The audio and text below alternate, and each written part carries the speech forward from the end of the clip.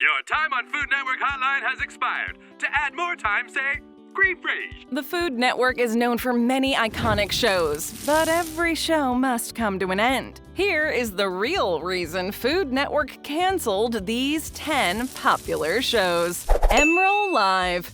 Bam, bam, bam, bam, bam! You want to take it from here, Emeril? Bam! So that's what we're dealing with here. Any thoughts? Chef Emeril Lagasse was one of the first faces associated with the Food Network. Originally airing in 1997, Emeril Live was a show that starred Chef Emeril Lagasse and included not only a live studio audience, but also a live band. The show was well liked not only for the chef's culinary talent, but also for the star's energy. This was different from other cooking shows. Most cooking shows at the time were rather serene, and viewers enjoyed the fact that Lagasse seemed genuinely excited to be there to show the audience some of his cooking secrets. The energy kept the audience captivated, and the food gave them something new to try at home. The show did very well for the Food Network, winning an award for Best Informational Show in its first year. Best TV show ever. The novelty of the show began to wear off due to the genre becoming more popular and other shows beginning to compete with the energetic chef. Chef Lagasse refused to appear on other shows or change anything about the production to increase his viewership, staying true to his goal of teaching audiences how to cook. Eventually, the show would be canceled due to disinterest from the general public and the chef's refusal to alter his show. Molto Mario. Come on, I'll cook. Italian. Molto Mario was a Food Network show that starred the iconic Mario Batali, who was known for his love of wearing orange Crocs, and his ability to capture the audience's attention was not only his food, but also his knowledge of Italian culture. The show originally aired in 1996 and would continue to be a popular show for the chef and the network for several years. The chef himself would win awards in 2002 and again in 2005 for his culinary skills. Despite his skills as a chef and the show's success, Molto Mario would not last forever. In 2004, the network would put Mario's show on the chopping block, saying that the viewership had plateaued and they needed to make room for more up-and-coming shows. Yeah, we don't need those anymore. While his food was delicious, his stories were educational, and his guests were interesting, the Food Network simply found that these types of cooking shows were no longer what the audience was looking for. Instead, they slowly removed the older-style cooking shows and began replacing them with more reality TV-style shows that would draw a larger audience. In 2017, the Food Network had made plans to reboot Molto Mario, but following a trial and acquittal for sexual misconduct charges in Boston and allegations by other employees and a settlement in New York, the network canceled the reboot. This controversy would end any chance that the Food Network would work with Batali again in the future. Sara's Secrets.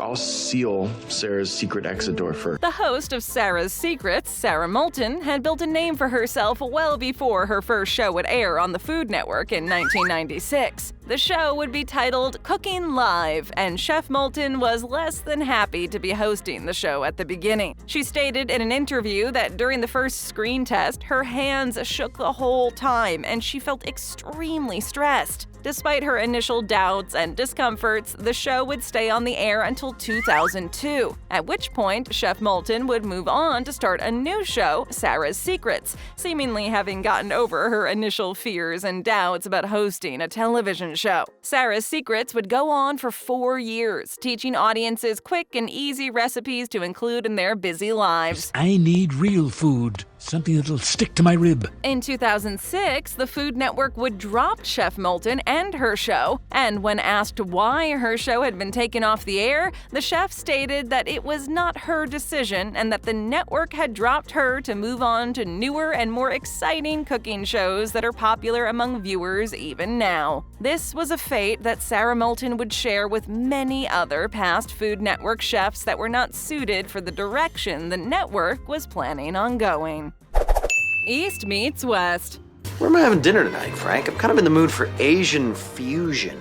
Chinese-American chef Ming Tsai originally graduated from Yale with a major in mechanical engineering. Despite his degree, he found that he had much more passion for the culinary arts. Following his passion, Chef Sai would find himself immersed in the culinary world, studying for a while in Paris and going back to school for hotel administration and hospitality marketing. 1998 would prove to be a big year for Ming Tsai, as he would go on to not only open his first restaurant, but also debut his show East Meets West on the Food Network. The show would star Chef Sai, and he would demonstrate the culinary practices of both Eastern and Western cuisine, blending the two and teaching the audience delicious new fusion recipes to liven up their mealtimes. Fusion and Asian. This new style of cooking that had not yet been fully explored on mainstream television would prove popular with many viewers, along with the authenticity and down-to-earth personality of Chef Sai. Around the 2000s, the Food Network began rethinking its approach, focusing less on shows that taught the audience how to make certain dishes and began to broadcast more reality TV and competition shows. Chef Sai had no interest in that sort of cooking show, so he decided to take his leave and find other outlets to continue teaching the culinary arts to viewers.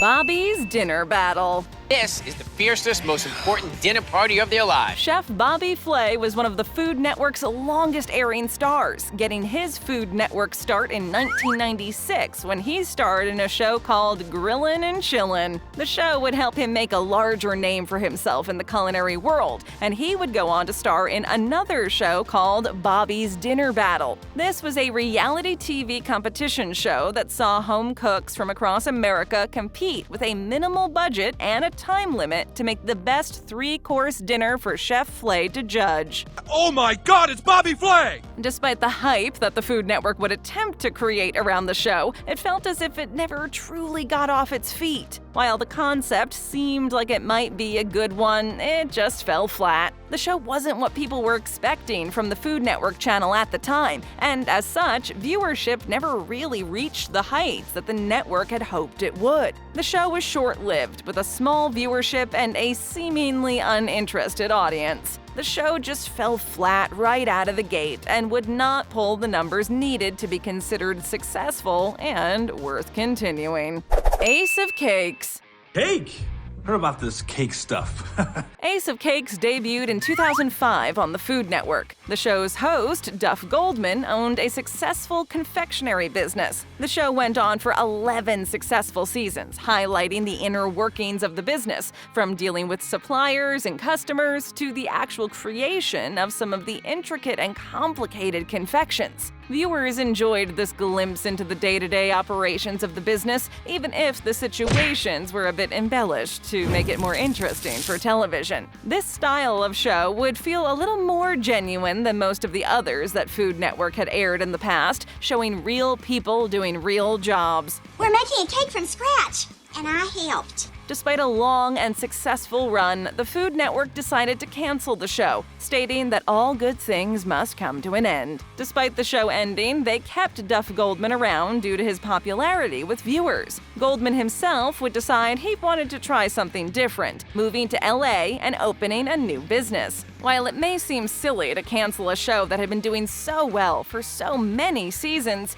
it was likely a good call from the Food Network to end it before it became stale and the show lost its audience. Goldman would later return to the Food Network, popping up as a judge on more than one show over the years. Down Home with the Neelys. We are the most successful couple. Down Home with the Neelys featured high school sweethearts Gina and Pat Neely, who had been married for more than 20 years at the time the show aired. The long-term couple brought their culinary talents to the air, along with a more relaxed and family-oriented energy that many viewers related to. And while they were portrayed as a happy and loving couple on the air, it would later come out that this was not the case when it came to their personal lives. After 11 seasons on the air, Gina packed her bags and left not only her husband, but also her spot with the Food Network. This came as a shock to many viewers who had watched the couple appear happy together on the show for years. She would then reveal that she had never really wanted to be part of the show. Her interest did not lie in cooking, and she had been unhappy in her marriage and on the show since it first began filming. Actually, that's one of the reasons why we are not a couple. Gina stated that she had been planning a divorce before the show had even begun, and while we never found out why she agreed to do the show and kept doing it for 11 seasons, this would be one of the most shocking reasons behind a Food Network show ending. While the show would come to a dramatic end, Gina would go on to appear on another show, a reality dating show. A Cook's Tour. Least you will nicer than you will to Anthony Bourdain. Popular chef and author Anthony Bourdain would star in his first Food Network show shortly after the release of his best-selling book, Kitchen Confidential. Airing in 2002 and ending in 2003, A Cook's Tour aired for 35 episodes. In the show, Chef Bourdain would tour the world and showcase different local cuisines from all sorts of places. He would go on adventures in each location, and the show would often include special guests. While viewers loved the show, it would not be a long-running feature of the channel, as Bourdain and the network had their differences on what the show should be. The network stated that ratings for the show were higher when Bourdain was filming episodes in the US, and as such, they wanted him to switch to doing an American-style approach to the show. The American dream just keeps getting more like American. Bourdain disagreed, wishing to continue educating viewers on more international cuisine and bringing special guests from around the world with him. An agreement could not be reached between Bourdain and the network on what style of show they would ultimately produce. After their issues could not be settled, Bourdain took his leave from the Food Network and instead pitched a new show to a different channel, who were more than happy to produce the show Bourdain wanted to make. Paula's Party. Let's end this for good.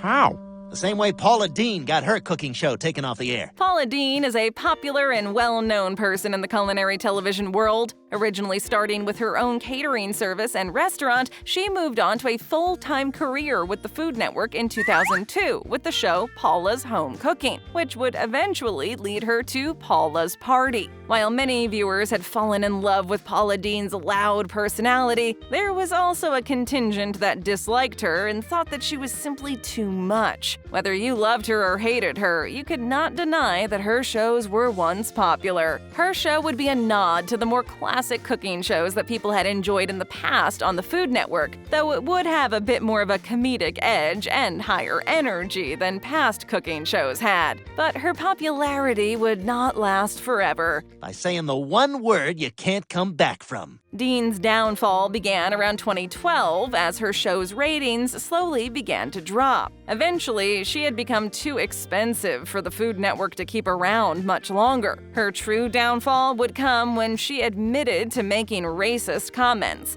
and after skipping an appearance on a talk show, the Food Network decided not to renew her contract and move on from the once successful Paula Deen. Dinner Impossible. Chef Robert Irvine has no knowledge of the challenge he's about to face. Chef Robert Irvine began his food-related career as a chef in the British Royal Navy before starting his television career in 2007 as the host of Dinner Impossible. With a group of assistant chefs at his side, Chef Irvine's task for the show was to plan and prepare some rather intricate and extravagant dinners for huge groups of people, oftentimes having to do so in remote locations. To make things even more challenging, Irvine and his team were given a time limit, and ingredients and tools would be restricted. As if that did not sound complicated enough, they would also often have to accommodate last-minute changes, such as the number of expected guests. This is no time to experiment because of our waiting. You're right. The show would come to a temporary end in 2008 when the Food Network suddenly found out that Chef Irvine had lied on his resume, including saying he had cooked for several U.S. presidents when he had not. The show would eventually return for a while, until 2010 when it ended for good, and Chef Irvine was offered another show to host. Tune in to more great videos. Just tap or click. First time here? Then leave us a comment, hit that subscribe button, and ring that notification bell.